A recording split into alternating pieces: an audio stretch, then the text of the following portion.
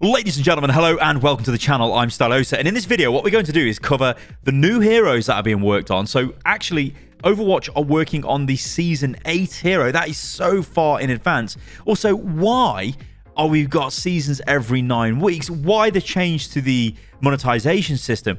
And all of that we're going to cover in this video. It's going to be quite an interesting one. So again, this is taken from one of the interviews that Aaron Keller has performed with Eurogamer this time. It seems they've been on a bit of a media PR blast and doing a bunch of interviews. So let's kick this off.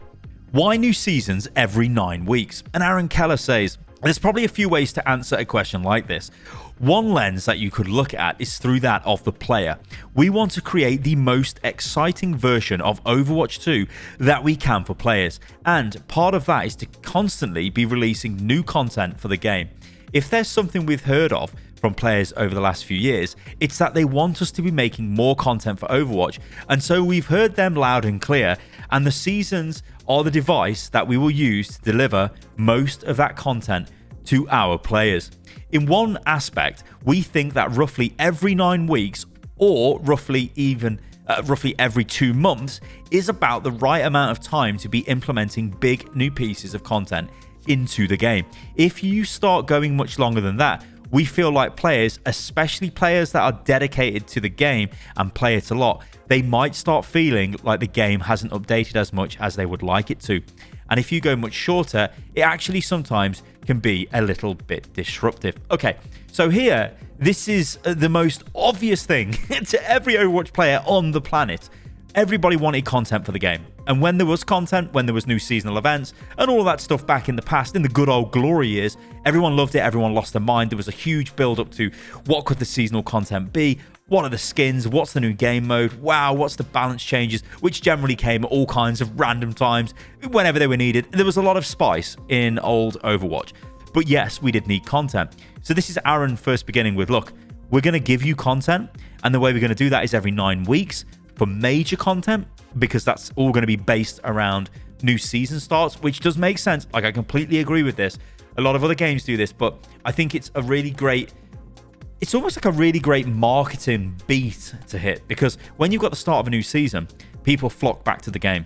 People maybe didn't like the previous season, or they played a little bit of the season and whatever. Maybe they're like, well, if I was to review the last season, it wasn't that great, but this season maybe it'll be better. They come back, and the start of the season is the time to wow players. It's the time big balance changes are going to come in. It's the time new content like new heroes, new maps, new game modes, those things will come into the game, and it will make it very fresh. And also it'll have a new theme, whatever that theme may be, and there may even be a new seasonal event inside that season, because as we know, the first season is going to feature the Wrath of the Bride, a new Junkenstein's event, which is going to be really, really cool. So I think players will come back for that. In essence, what they're doing is they've got 9 weeks of a season, but in the middle of that, there's going to be some sort of minor update, it looks like. And this time around, that minor update is going to come in October, and it's not really going to be too minor, because it's going to be a full brand new seasonal event almost, which I think is really cool. So yeah, it's 9 weeks, but I think we're probably going to see a world where when a season starts, there'll be big marquee content, but then a few weeks into the season, there'll be something, either maybe a cheeky map comes out, maybe it's a big balance patch, or maybe it's a big seasonal event starts popping up. And I think that's actually really good for the game. We're intentionally making a hero every other season. Every time we introduce a hero to the game, it has a really big splash. It is one of the most exciting things, if not the most exciting thing that we can put into the game. And if we were to do it constantly, it actually starts to get a little bit disruptive to the meta, disruptive to our players, and it's hard to keep up with something like that. For instance, we've been playtesting our Season 8 hero for months now. We're working on maps that I think are releasing in Season 13. So this shows you that they have a really robust roadmap in terms of what they are making. Now, we don't know the quality of this stuff.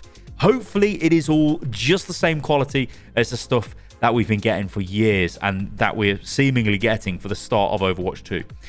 If it's not, then I'll kind of be a bit disappointed. But this is a long time. I mean, like Season 13, that's like into 2023 and beyond. I mean, that's a long way. It's 2024 even, isn't it? That's a long way away. Anyway, the thing here again is that idea of heroes being the biggest and the best thing they can put into Overwatch. Now, if you watched my previous video, you would have seen me talk about Walter Kong's comment, which I'll just quickly sort of recap here. But basically saying, like, look, heroes drive the most engagement. That's why we're building monetization, unlocking heroes in the battle pass. So yeah, Blizzard know they're the best part of the game. Everyone knows heroes are the best part of Overwatch. When a new hero comes, you want to check it out. I mean, you can even do simple stuff like look at the views on YouTube when a new hero comes out on all your favorite YouTubers, even the official channel. Look at things like their Twitter when you see the Kiriko sort of gameplay announcement thing. It's got like 70,000 likes in it. You know, people love heroes, right? So yeah, it goes without saying. But I do agree here. A hero every single season would be mental. Like that's not going to work. Like we can't have new heroes every 2 months. So I think it's totally fine to do it every other season. But I will say this on the whole hero thing. Overwatch 2 is launching with 3 heroes. I think it would have been nice if the game launched with like 6 heroes or maybe 7. But I think those 6 or 7 heroes that I think they've got, because if they're working on playtesting Season 8 hero, they've clearly got all the other heroes ready to roll. They've decided to spread them out, probably to reduce their workload, probably to give them a buffer so they can keep developing new heroes for the future. The reason we're creating seasons and creating this battle pass, we want to fund development on this project. Like I said, players want more content for Overwatch. The great thing is the team wants to be making more content for Overwatch. It's what we're all so passionate about.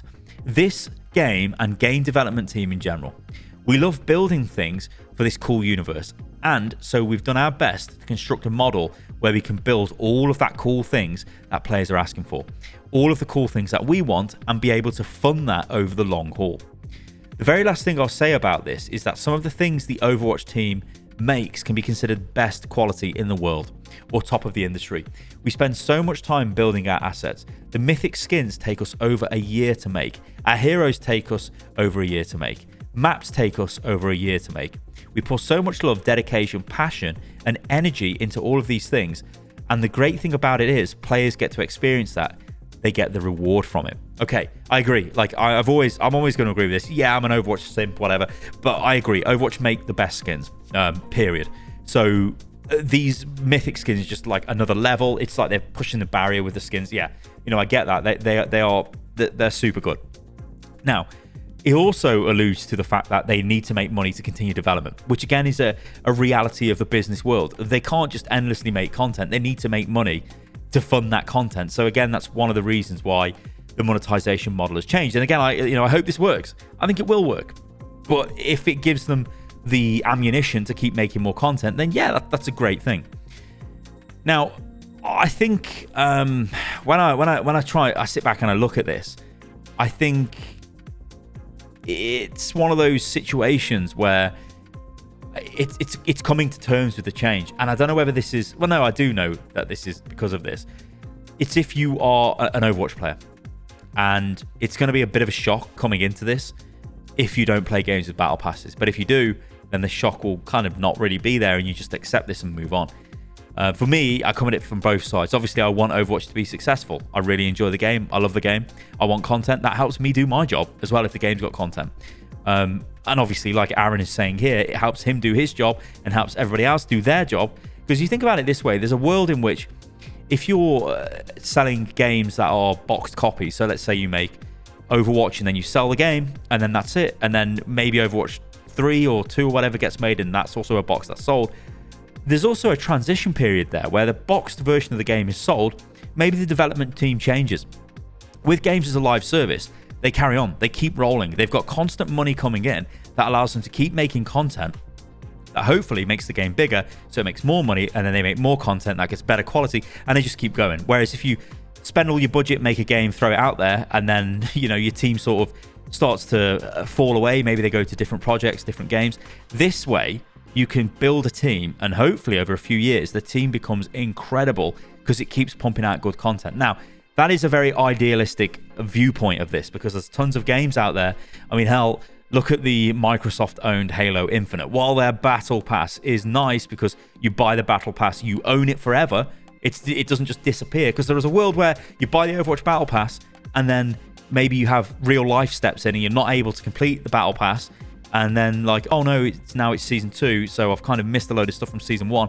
In Halo Infinite, it doesn't matter. If you buy the Battle Pass, you've always got that Battle Pass, so you can finish it at any time you like, which is really good. On the flip side, what is in the Battle Pass is absolute garbage. The rewards are so bad and terrible. That's not great. Now, Overwatch, from what we've seen already, some of the rewards look pretty good. The mythic skins look incredible. But there's also going to be filler in the Battle Pass. Now, as revenue increases, as development team size increases as a result of the game doing well, hopefully, there should be less of this filler content and crap that people really don't care about. It forces us to be really on top of the game as far as what we're planning to release and how far ahead of our releases we're working. For instance, we've been playtesting our Season 8 hero for months now. We're working on maps that I think are releasing in Season 13. We have a lot of ambitions and a lot of strategies around this, but releasing continuously and keeping up with the cadence that allows us to fund all of this development at an incredibly high bar, that's what we're always shooting for, with this very, very frequent amount of content that we're dedicated to doing over the long term. So this is, again, just reaffirming the whole thing of, look, we've got a robust content plan. We've got a roadmap. It goes out for a few years, I'd imagine. And this is what we're doing. And we're just going to keep making this stuff. And if we keep making money and we make more money, then the stuff that's coming is just going to get better and better and better, which is fair and good. So what kind of new heroes are they working on? And Aaron says, we love adding new heroes to the game, and we love the ability to add different types of gameplay when we do it. Now, when I talk about gameplay, it can mean several different things. So we look at introducing new heroes in several different ways. The first is just mechanics that we can add to the game that we don't necessarily have now. And it's always great to be able to add something like that. With some of the new heroes that we're developing, and one in particular that I can think of, we will be adding a brand new mechanic to the game. And it is something that players have been asking for a long time. So there's really exciting release coming up. Now, what could this be? I'm really stumped with this. I'm like, hang on. What have we been asking for a very long time? I really don't know. What this could be anything. A hero that controls a pet. Everyone thought that's what Kiriko would be, but she's not. What about? I really don't know. I don't know what this could be. You guys let me know in the comments below. I feel like I don't understand what that is. What mechanic have we been? What mechanic as a community have we been absolutely gagging for? I don't know. That's really cool. And on top of that, there's things that we look to add with new heroes. A lot of times it can be a gameplay style. If you think of a healer like Mercy, that style appeals to specific player types. Good God, if only I could read. And I think there's room in the hero roster to make another healer in a similar vein. The same way that sometimes we, in the original game, we used to talk about making an anchor tank or a main tank with a barrier. There's other flavors of a particular hero that we think we can make that will appeal to people that like to play the game in a particular way. Cool. So we're going to get more Mercy style healers, are we, in the future? I think what he means here is just the Mercy as in, like, it's not focused on aim. She's focused on every other skill in the game. Situational awareness, strategic thinking, Overwatch brain, all of this stuff. Cooldown management, I guess cooldown management in terms of res and Guardian Angel in some ways. But yeah, that's good, and I think that's fine. I don't think it would ever be a good idea to just go, we've got a Mercy style healer, we cannot have another one, because you can, and I think that's fine, provided they're different enough. What I will say, though, that this is kind of an admission in some ways that it is difficult to come up with heroes with completely new ability kits, because there's a lot in Overwatch already, and there will always be crossover. So in some ways, yeah, this can be like almost like an admission of, look, sometimes there will be crossover, and that's fine. And I think it is fine, provided the heroes have got their own identity in terms of the way that they play, not just their own visual identity.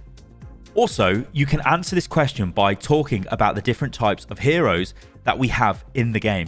So there's 3 roles in Overwatch. There's tank, DPS, and support. And when we introduce new heroes, we're very intentional about what type of hero we're going to build. And if you look at the current roster in Overwatch, there are more DPS than there are of the other 2 roles. And so one of our objectives is to slowly start closing that gap. So over the course of the first year, you'll see several tank and support heroes added to the game. We don't ever want to stop development on DPS heroes, but we want to just shift the needle a little bit so that we have some additional development going into the other 2 roles while we're still developing DPS heroes. Those are the 3 big things that we think about as we're talking about what the gameplay will be like for a particular hero.